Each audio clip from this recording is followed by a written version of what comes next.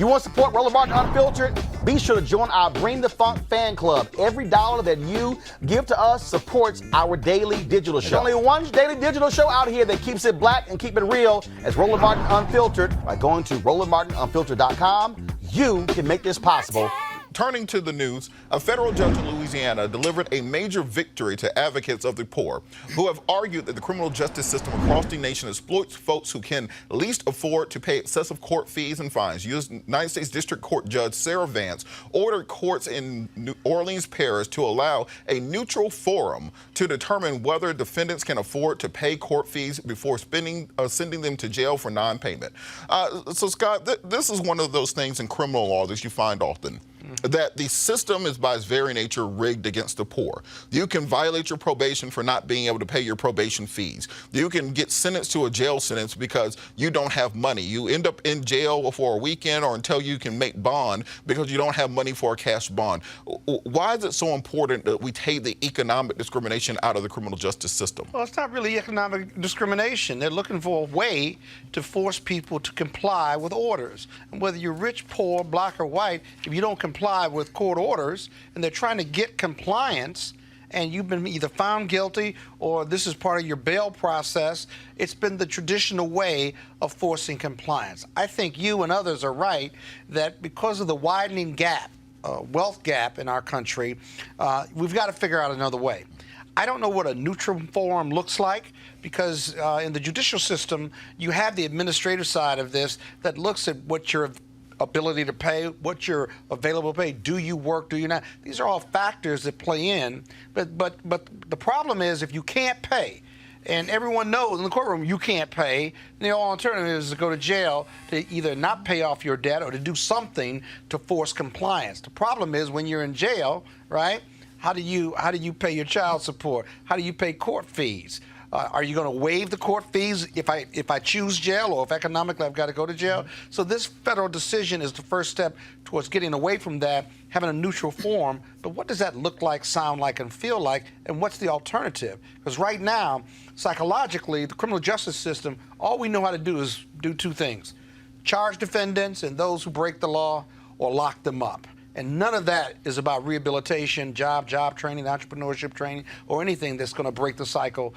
of poverty. Well, one thing, Dr. Managa, that I've noticed from practicing law is putting people in jail doesn't give them any more money than they had when they went into jail. So if I couldn't pay the fine before I went to jail, let's say I'm working a minimum wage job, something along those lines, or just entered the workforce to try to pay these things off. Or off. I may lose my job. Yeah, you put me in jail, I lose my job, I lose my house, I lose my car. Whatever progress I've made to getting back on my feet is now gone. And now when I get back out, I'm starting over from scratch. And often they re-enter the alternative economy, which is what got them in jail in the first place. So what do you think we need to do to focus more on restorative justice? You know, community service instead of paying a fine, ways that you can work off the amount that you owe instead of having to pay cash, and stopping the for-profit nature of the criminal justice system. One of the biggest issues I've always found is you'll go to a community where every single building is boarded up, you know, the neighborhood is burnt down, and then you'll see a brand new shiny courthouse because they're getting so much money from these people convicted of crimes that is the nicest building in the entire area, the courthouse or the jail which is built there. Well, what you just mentioned in terms of the boarded buildings and the shiny courthouse has to do with a lack of decency and human integrity regarding how laws fall out and how people benefit or do not benefit from being punished for breaking the law. I'm real glad that this neutral forum is being developed. I hope it becomes a national model for the rest of the country because, as you mentioned, I mean, I don't practice law, but it's logical that you cannot do anything while you're in jail to bring, you know, to raise bail. But I think it's a good idea that this is occurring, and even though it's an issue of, you mentioned the issue of compliance, the bottom line is that the compliance issue does not make room for economic diversity. And that they're going to consider whether people can afford it or not before they pile all these fines and put them in jail is a good thing. And of course, just like we have places like Ferguson, where black people were pulled over left and right, and this has been proven by the DOJ investigation, pulled over left and right to make money for the civic center in that city. That goes back to what you said in terms of who's being valued. So at least in New Orleans, somebody is seemingly valuing people in the poor, and hopefully it'll be a wake-up call for other people. I don't expect that to happen on a But landslide basis. As an alternative, why not put, everyone that gets arrested, the jails around this country are full of young black men and women, brown black men and brown women and men, and instead of putting them in jail and putting them on some bail program, why don't you put them to work and have them clean up the community? Their economic dollars for all of these community development programs and stuff. Why don't you put them to work to clean up the community, to learn a skill, and you can keep an eye on them, if you will. You can have your compliance by having them come back to court because they're working to clean up the community. Whether you're paying them or not, you're training them. They have a skill set, and you be forcing compliance for them to come back and forth to court. And if they got sentenced, and if they did those jobs well, if they got sentenced, maybe you sentence them to continue doing that, or you sentence them to educational training or workshop training or something that is going to rehabilitate them and give them alternative to the alternative that you just talked about, the alternative economy that is the fast, quick money and that'll get you killed sooner than later. Well, see, again, you're talking about, in my opinion, a concept that requires integrity and it requires caring about people. And these systems do not necessarily care about people. And it's value-based, though. They're adding value to our community. Well, they're adding value to other people. There's some of these prisoners are working for people. They're working for low wages for corporations. Sometimes you answer the phone to get customer service for a big corporation. That's an inmate who's been trained to answer that phone and do customer service work for a very, very low wage. So people are getting jobs, if you will, for a very low wage while they're in prison, but the jobs are not about making a community better. It's about helping a corporation lower its bottom line. So again, we got to look at whether we can have capitalist exploitation and human value at the same time. And that's a difficult juggle for a lot of people. Yeah, I think the issue that fundamentally speaking, what we're doing is trying to put lipstick on a pig with our criminal justice system. Absolutely. We are taking the Anglo-Saxon medieval system from Europe and we're trying to nibble around the edges instead of just blowing the entire thing up, starting over from scratch, figuring out something that works in the 21st century and not in the 13th century. And because of that, we're going to need a wholesale change in it. Because what you don't want to have is a new lend-lease system where as soon as you commit a crime, well, we're going to lease you out for slave labor to pick up trash, cut grass, work on the chain gang, which is what existed after the Civil War. And you also don't want a situation which is we currently have where we fine you to death, and then if you are too poor to pay the fine, you end up in jail. So we got to find something to fix. No, I don't think we're stuck trying to fix a broken system. You want to blow it up, right? Yeah, you blow it up. Top three aspects of what it should look like if you blew it up. You do criminal justice. Yes. What would you do? Absolutely. Number one, if you are arrested on a drug crime, you are sentenced to rehabilitation, not to jail time. Even if you're selling drugs Even if you are selling drugs next to school, we send you to rehabilitation. A drug dealer selling drugs to kids. I can show you 10 drug dealers. I can show you 10 drug dealers I represented who now are real estate owners, who are former football players, so on and so forth. With the proceeds of their drug sales, right? Look, however you get the capital, you get the capital. Bayer Chemical poisoning our community, so you want to give them. You don't think Dow Chemical is making money from poisoning our community? Can go after them. You don't think BP is doing the same thing? Wait. Does that make it better? Yeah. Well, look. So they're even. Dow Chemical and the drug dealers in our communities. You just had a winning argument. You just had a court. Number two. What's the number two thing you would do? Number two, you have the criminal justice you system. have to address the mental and health care issues which result in criminal interactions with the criminal justice system. system. For that already. But they're not using it because most of the people sitting up in the courthouse on Monday morning are people with mental health issues, physical health issues, or drug addiction issues. Number three on the list is. I haven't even got the number three, but okay, I didn't got the number three on the list. Number three on the list, you have to address the economic aspect of it.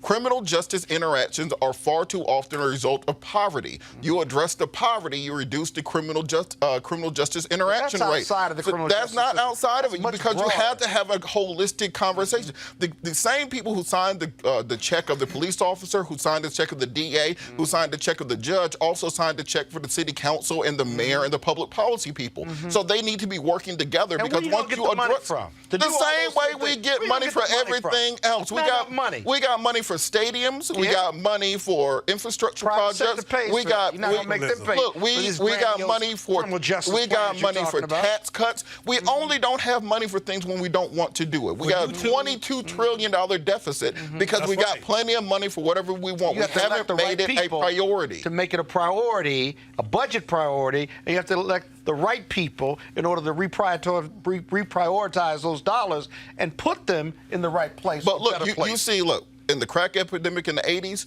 we ain't have no money for treatment. We ain't have no money for nothing. Opioid epidemic hits West Virginia. We got money out the wazoo. Money just shows up. Oh, my God. It's a public health issue. Look, opioids is a health issue. Crack was a criminal issue. Look. Another. They're both health issues. Another is true, because you heard him.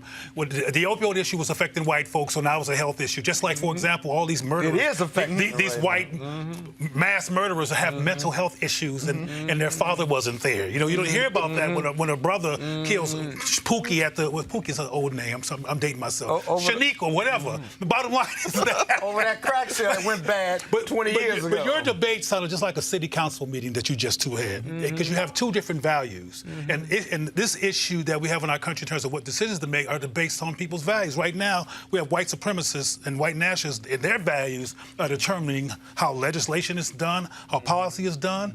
Robert mentioned that if someone was selling drugs outside of a school, maybe they should be rehabilitated. And you said, no, they can't be rehabilitated. You're not going to rehabilitate. I've seen it happen to me times. And he gave you some examples, and I have some examples too of how people can be rehabilitated. They're going to do some time before you get to rehabilitation. That's your, you selling drugs outside of school. Your punitive value system. I'm not saying that is the only value system you can have when you got a drug dealer dealing drugs near school. Well, they have got to be penalized.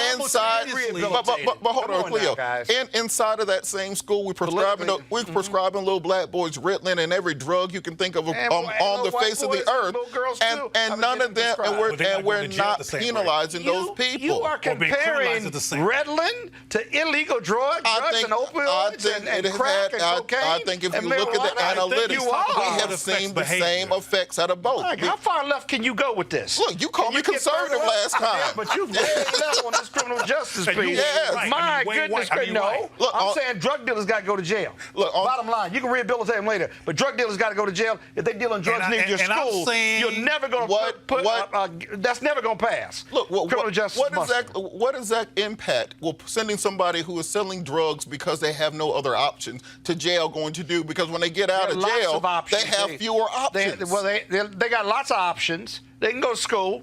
They can get a trade, but they don't want to do that. Those who choose, which is why I said you just made my same point. You mandate that. Those who choose to sell drugs. Cleo, go ahead and we got to move on. I don't know. See, you work in law. I work in behavior. No, I work in reality. And I'm going to tell you right now, if you're selling drugs near school, you need to go to jail. Because you're doing that by choice. You ain't doing that because you poor and disenfranchised. You made that perspective. Can I talk, that's a value decision. Well, I'm speaking for you because this is right. You're speaking for me. This is right. Well, I'm quasi-articulate. I can actually speak for myself. I know you can't go on. But the point is that I think, and Robert can interpret himself for himself, but two things need to happen simultaneously. I have people in my family who've been involved in drug dealing, and I've seen them when they were little bitty babies until they grew up into that. And I can actually tell you, we don't have time, and it's not the point of today's show, but I can tell you what happened that led to that. And what you're considering a simple decision, it's not a simple decision. There's trauma going on. There's confusion going on. There's people who need brotherhood and fellowship, and they join these small communities where drugs are being dealt to belong. There's sometimes a missing gap in their personal life or in their development. They have inadequate parents. Well, what does that have to do with choosing to sell drugs near school? Well, first of all, you one who brought it near school. No, that was the basis of our discussion. Okay, but the bottom line is that people sell drugs. Period. People are selling drugs wherever they can sell them. There's not a drug that only gets done near school. Kids in schools is never. But my point, before you go back with your value system, is that we need to do two things. And this is fantasy land because the society does not care about this community. But we need to do not just lock them up and throw away the key, but we need to start immediately with mental health. We started immediately with some kind of transformation. So every drug dealer. All right, fellas, come on. We got to move on. Protect the young people. All right, let's move on. We got to keep. All right, folks, back to our Roland Martin Unfiltered video in just one moment. All right, folks, you heard we talk a lot about marijuanastock.org. Why? Because I want to keep you informed of investment opportunities that make sense. We've all watched the growth of the cannabis industry. A recent report by New Frontier Data estimates the global cannabis market at over $340 billion. We know that marijuana legalization is sweeping the country state by state. We also know that marijuana has a good cousin, the hemp plant, with a much higher concentration of CBD. That means hemp gives you all the medical benefits of marijuana without getting you high. Now, until recently, hemp farming was practically legal in the U.S. and heavily regulated by the DEA. However, the 2018 Farm Bill changed all of that, making it legal to grow hemp CBD in the U.S., creating one of the largest commodities worldwide. Folks, they need land to grow all of the plants, and that's where our good friends at 420 Real Estate come in. Their business model is simple. They buy land that supports hemp CBD grow operations and lease it to licensed, high-paying tenants. That's right, they are hemp CBD landlords. You can get in on the action. My friends at 420 Real Estate decided to do something special for the Roland Martin Unfiltered family. Originally, the minimum investment level was $500. Right now, you can invest in this crowdfunding campaign for as little as $200. That's right, $200 up to $10,000. So you have a growing industry where you can get in for as little as $200. To invest, go to marijuanastock.org. That's marijuanastock.org. Get in the game, and you can get in the game now. Now back to your Roland Martin Unfiltered video.